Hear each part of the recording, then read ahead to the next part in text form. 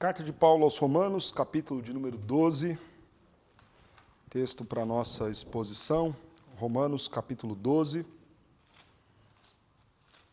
Nós faremos a leitura dos versos 1 e 2. Carta de Paulo aos Romanos, capítulo 12, versos 1 e 2, assim diz a palavra de Deus. Rogo-vos, pois, irmãos, pelas misericórdias de Deus, que apresenteis o vosso corpo por sacrifício vivo, santo e agradável a Deus, que é o vosso culto racional.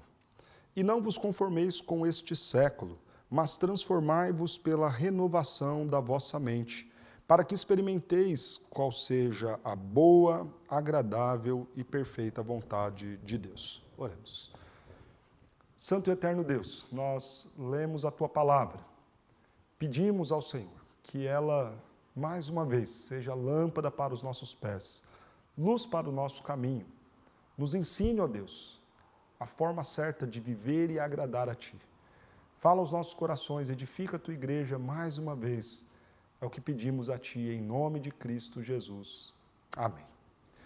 Como viver e agradar a Deus? Que desafio! Que desafio encontrar o jeito certo de conduzir as nossas vidas. Como acertar nas nossas escolhas, como conduzir o nosso casamento, como viver os nossos planos e os nossos projetos e fazer isso de um modo que Deus se agrade, se alegre em nós. Se nós pensamos na ideia de que fomos criados por um propósito, não dá para você imaginar alguém que não cumpra o propósito de ser e ainda assim seja feliz, seja abençoado pelo Senhor. Ilustrando isso, é como se nós imaginássemos um liquidificador que não mais tritura ali os alimentos e que não faz mais a mistura correta dos alimentos. Para que você vai usar aquilo?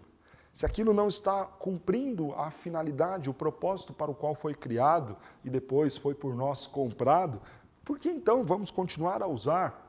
Como então viver e agradar a Deus se Ele nos fez para um propósito? E este propósito é claro, fomos feitos para o louvor da Sua glória. É inclusive aquilo que lemos aqui no texto de Romanos, versos antes do que iniciamos a nossa perícope, porque dele, por meio dele, para ele são todas as coisas, a ele, pois, a glória eternamente. Amém. Se já nos é claro a ideia de que tudo é por ele, tudo é para ele, tudo é para a glória dele, como então viver desta forma? Porque, obviamente, se fizermos o contrário, se não vivermos para a glória de Deus, se não agradarmos ao Senhor, seremos como aquele liquidificador que não atende ao propósito para o qual foi criado. Vejamos então, na palavra do Senhor, nesse texto de Romanos, aquilo que precisamos fazer para agradar o nosso Deus. E eu quero expor este texto com as duas divisões que ele tem. Primeiro, nós agradamos ao Senhor e vivemos para a sua glória quando nos apresentamos a Ele por inteiro. Quando colocamos tudo o que temos e somos à disposição do Senhor e para a glória do Senhor. Segundo, nós vivemos para a glória de Deus quando andamos em não conformidade com este mundo, quando não nos conformamos com este século. Vejamos então essas verdades aqui no texto. É muito curioso a posição em que esse texto se encontra aqui em Romanos. A exposição do texto de Romanos, Paulo vai falar sobre a salvação do homem, do capítulo 1 até o capítulo 11. Ele vem mostrando os impactos da queda, os efeitos do pecado no homem, a sua condenação, o quanto o pecado foi algo trágico, o quanto o evangelho é o único meio para que este homem que está perdido seja encontrado e tenha sua vida transformada. Paulo vai dizer que este evangelho é o poder de Deus para resolver esse trágico e sério problema do pecado do homem. Depois vai apresentar que esta salvação, esta mensagem que é levada pelo Evangelho mostra justamente que a fé em Cristo Jesus é o único meio para esta reconciliação, para esta justificação. Somos justificados mediante a fé em Cristo Jesus. Vai mostrar que este ato do Senhor é um ato soberano, é um ato gracioso, é Ele quem decide nos salvar, é Ele quem decide nos habilitar para viver esta fé, para crer em seu nome. Então, todo este primeiro momento aqui da carta aos Romanos, que vai do capítulo 1 até o capítulo 11, Paulo está dando explicações sobre como Deus salva o homem. As questões teóricas são tratadas aqui do capítulo 1 até o capítulo 11, de forma que temos aqui aquilo que nós chamamos de o texto mais teológico, doutrinário e denso, robusto do apóstolo Paulo. Essa sessão encerra-se aqui no verso de número 33 do capítulo 11, com este louvor ao nosso Deus, a profundidade da riqueza, da sabedoria, como do conhecimento de Deus.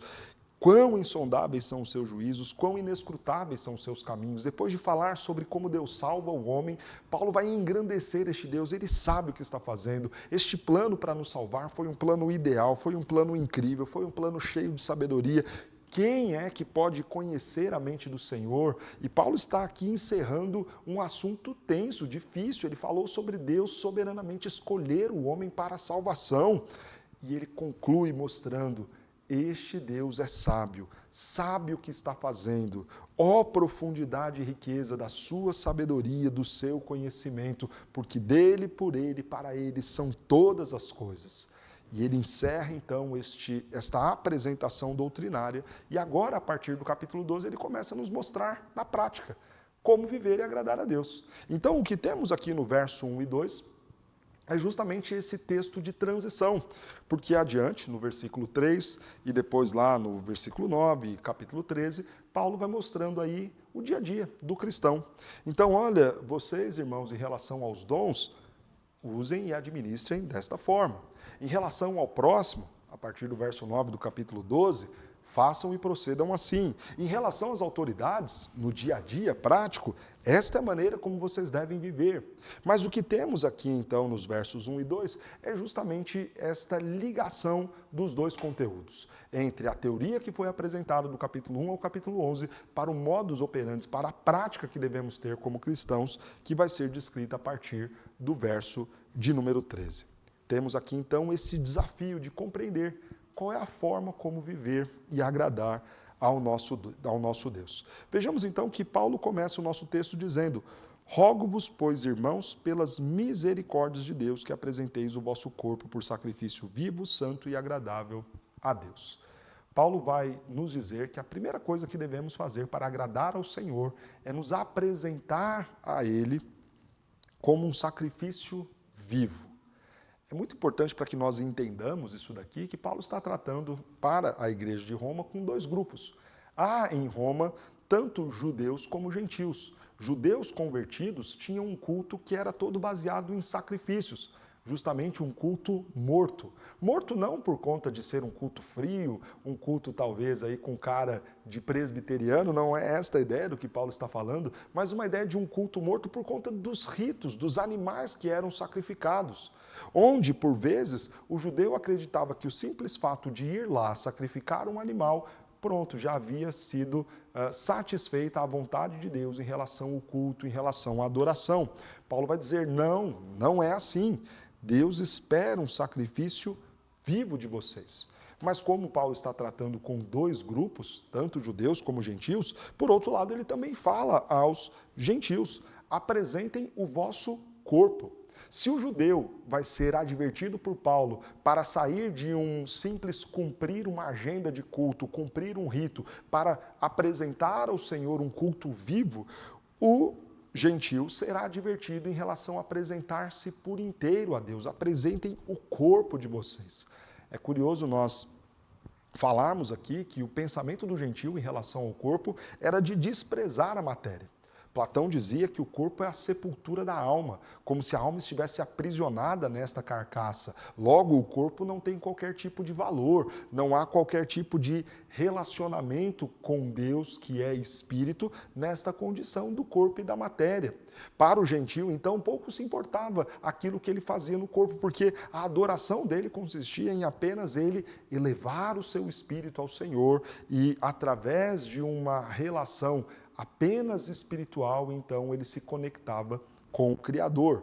Paulo vai dizer: não, apresentem os vossos corpos. Quando vocês trabalham, quando vocês estudam, quando vocês estão no mercado, quando vocês estão vivendo o seu casamento, a criação dos seus filhos, o corpo de vocês precisa glorificar a Deus. Este modo de vida que agrada ao Senhor, este como viver e agradar a Deus, passa então em considerarmos que todo o nosso corpo, tudo o que nós temos e tudo o que nós somos deve ser colocado à disposição do nosso Deus. Não como uma mera formalidade religiosa de um culto morto, da apresentação de animais ao sacrifício, mas de um culto vivo ao Senhor, com tudo que temos e com tudo aquilo que nós somos, sendo consagrados aí ao nosso Deus. A vida que agrada ao Senhor é esta vida vivida por inteiro.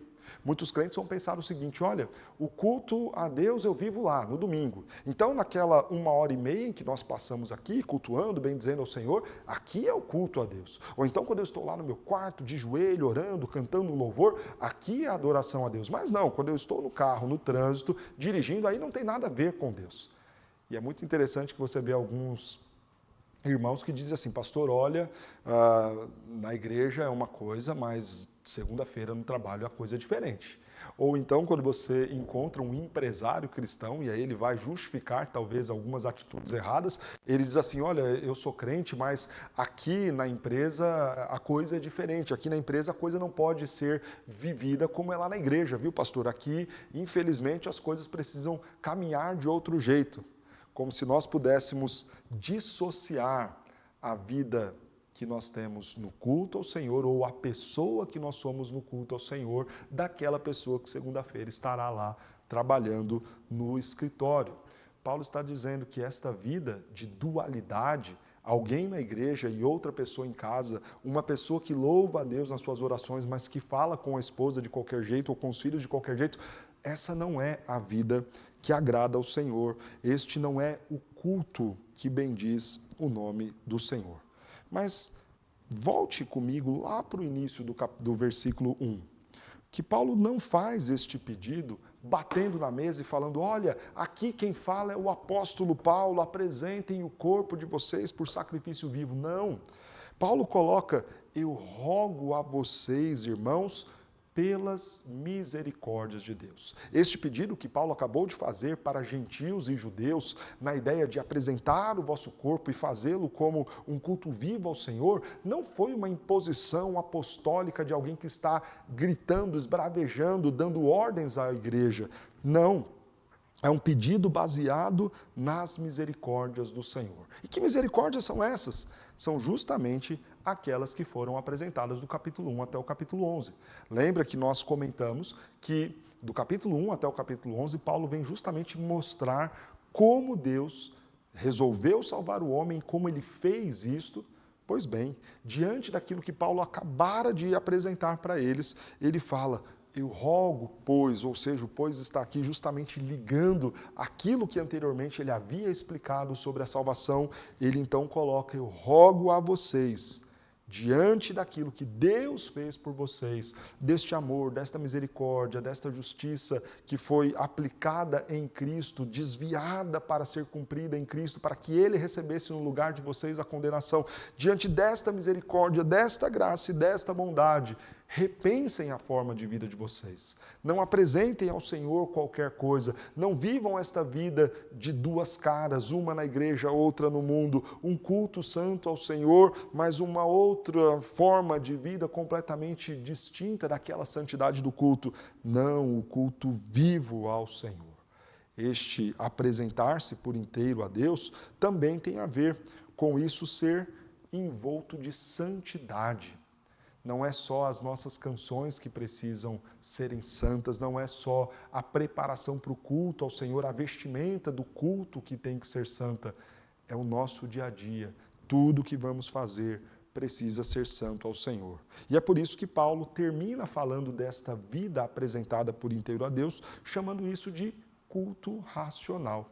Culto racional aqui, então, não tem a ver com a forma litúrgica, se pentecostal ou reformada, se avivada ou tradicional. Não, a ideia de culto racional aqui é daquele indivíduo que, considerando as misericórdias de Deus, resolveu apresentar a sua vida por inteiro para a glória de Deus, não cumprindo uma mera formalidade, não apenas seguindo uma agenda de culto. Ah, hoje eu tenho que ir, então lá se foi mais um dia, passou, já cumpri minha agenda, já deu tudo certo. Não! Paulo está dizendo que este culto racional é o resultado de alguém que pensou e viu tudo aquilo que Deus fez por ele e agora resolve, decide viver por inteiro em santidade a sua vida para a glória de Deus. Esta é a vida que agrada ao Senhor. Este é o modo de viver e agradar a Deus, nos apresentando a Ele por inteiro louvando a Deus com tudo que nós temos e com tudo aquilo que nós somos. Mas a segunda coisa que devemos fazer está nos descrita aqui no verso de número 2. E não vos conformeis com este século, mas transformai-vos pela renovação da vossa mente. A primeira forma de viver e agradar a Deus é apresentando tudo que temos e somos para Ele, em sacrifício vivo, santo e agradável. E a segunda é não andar do jeito que o mundo anda. É não viver como o mundo vive. A expressão se conformar é tomar a forma. É como você pegar ali aquelas forminhas que as crianças usam para brincar na praia, que tem os desenhos, e na medida que você pressiona alguma coisa ali, aquele material que foi pressionado, a argila, a massinha, a areia, toma a forma, o molde daquilo que a forma tem e é. Essa é a ideia daquilo que Paulo está reprovando. Por vezes nós somos pressionados neste mundo a viver como este mundo é. É a pressão que encontramos talvez no mercado. Então alguns vão dizer assim, pastor, mas se eu não tiver essa prática lá na minha empresa, eu não sobrevivo, porque o mercado é assim. Pastor, mas se eu não fizer desse jeito, eu não vou conseguir, porque todo mundo faz assim. E é justamente nessas pressões que nós vamos sendo moldados ao molde, à forma deste mundo. E qual é o problema disso? Que a forma deste mundo, por vezes, não é a forma da Escritura. A forma como o mundo vê casamento não é considerando a união entre homem e mulher num relacionamento monogâmico, heterossexual, para a vida inteira. O mundo vai entender todo tipo de forma de amor sendo válido, pouco se importando se aquilo é o que foi preceituado na Escritura. E nós não podemos tomar esta forma de casamento, esta forma de amor. Para o mundo, o casamento dura enquanto o amor durar. Que seja eterno enquanto durar, que acabar, acabou, então chega. Não é esta forma que nós devemos olhar para o casamento, não é esta forma que nós devemos olhar para o relacionamento. O mundo olha para o trabalho pensando ali apenas como um meio de ganhar dinheiro, ou de ter poder, ou de ter sucesso e fama pessoal. Mas nós não podemos olhar o trabalho desta forma. Para o cristão, nós não podemos ser amoldados nesta forma de ver o trabalho apenas como meio de lucro, meio de ganho ou de autopromoção. O trabalho precisa ser para nós o exercício da nossa vocação para a glória de Deus e benefício do próximo.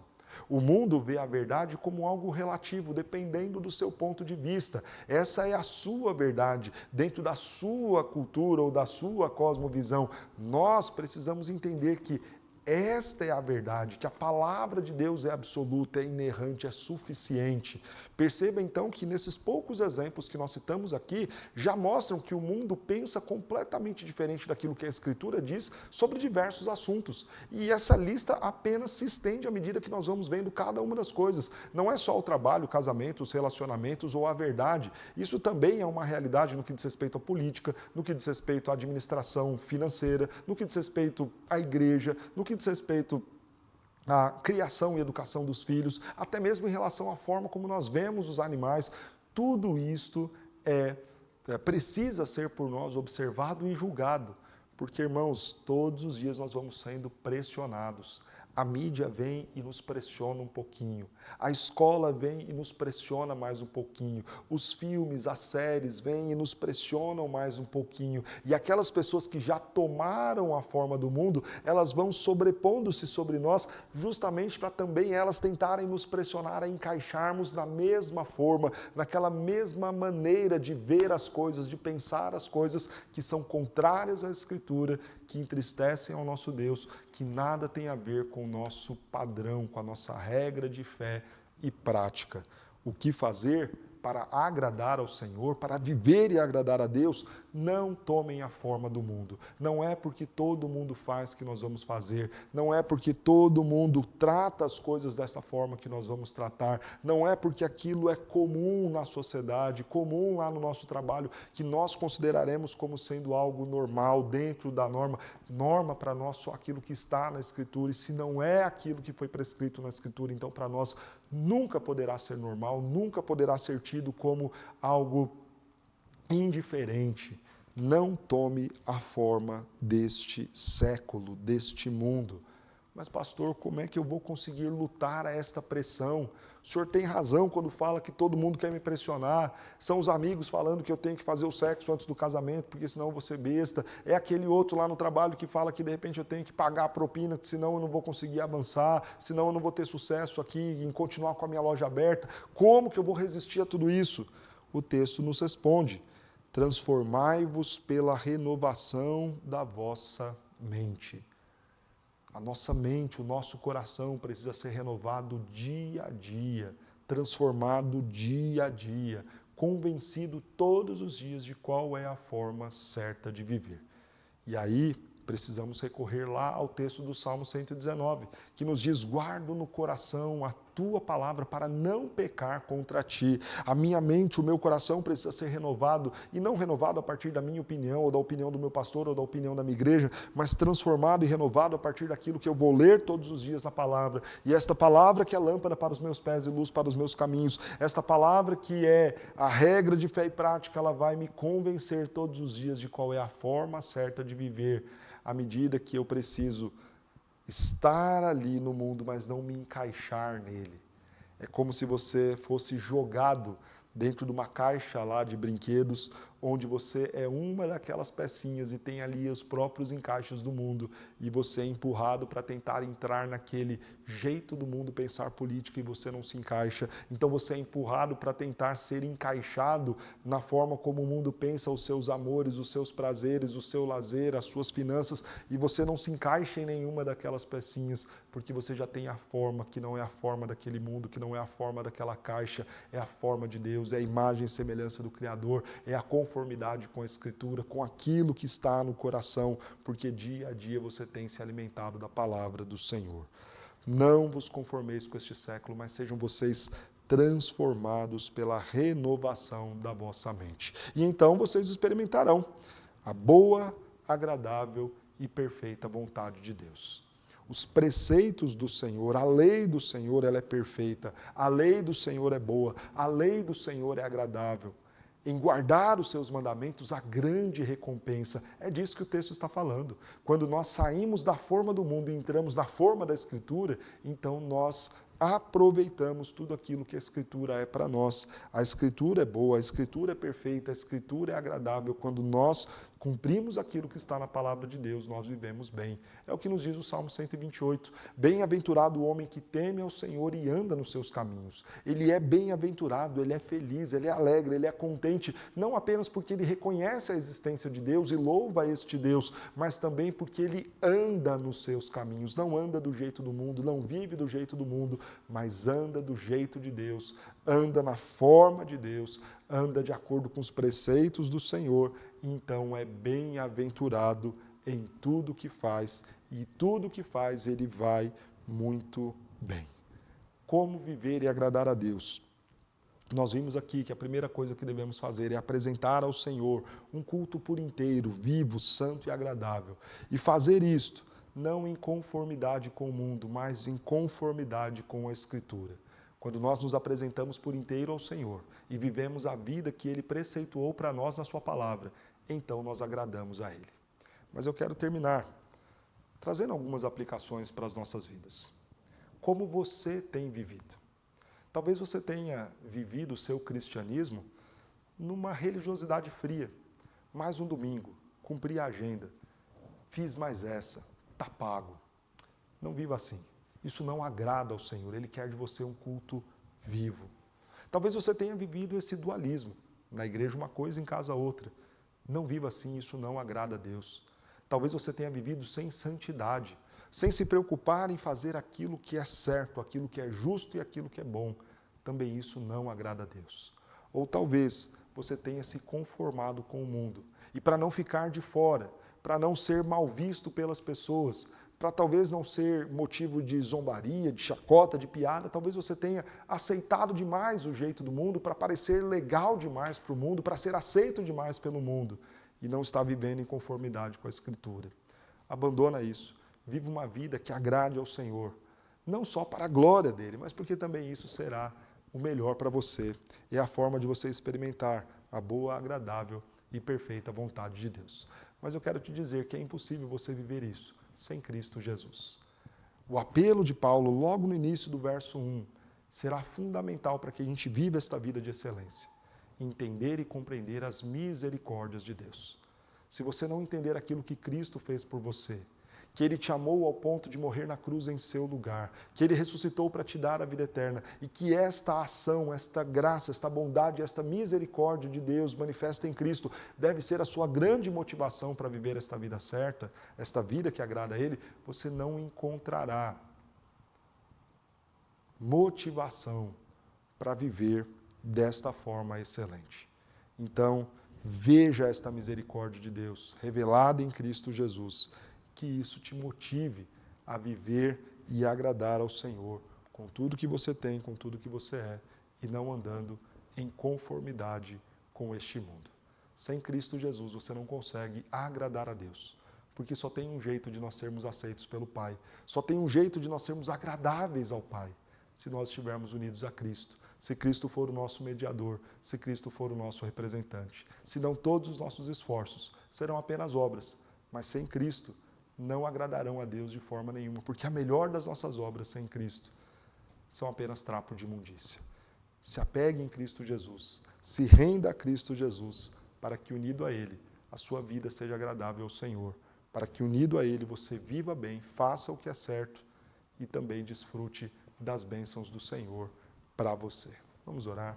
Santo Deus, nós louvamos e bendizemos a Ti, porque a Tua palavra nos ensina a forma certa de viver. Ajude-nos, Senhor. Ajude-nos a entregar a nossa vida por inteiro a Ti.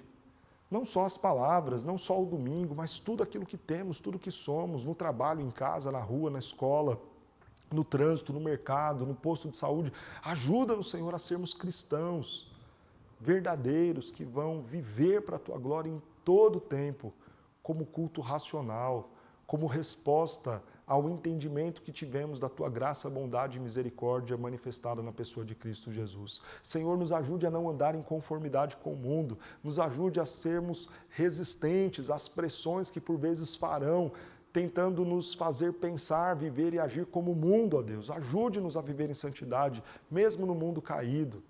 Ajude-nos, Senhor, a desfrutar do melhor que o Senhor tem para nós, para experimentarmos a boa, agradável e perfeita vontade do Senhor. Ajude-nos a agradar a Ti e ajude-nos a crer no Senhor Jesus Cristo, porque sem Cristo Jesus será impossível agradarmos ao Senhor. Que aqueles que nos ouvem, que aqueles que nos escutam, creiam em Cristo Jesus. Que o Senhor toque os seus corações. E se há alguém que não creu no Senhor, se há alguém que ainda não se rendeu a Cristo Jesus, que está vivendo esta vida que não te agrada, que o Senhor mude essa história, mude este coração, para que este coração também passe a te agradar. É o que nós pedimos em nome de Cristo Jesus. Amém.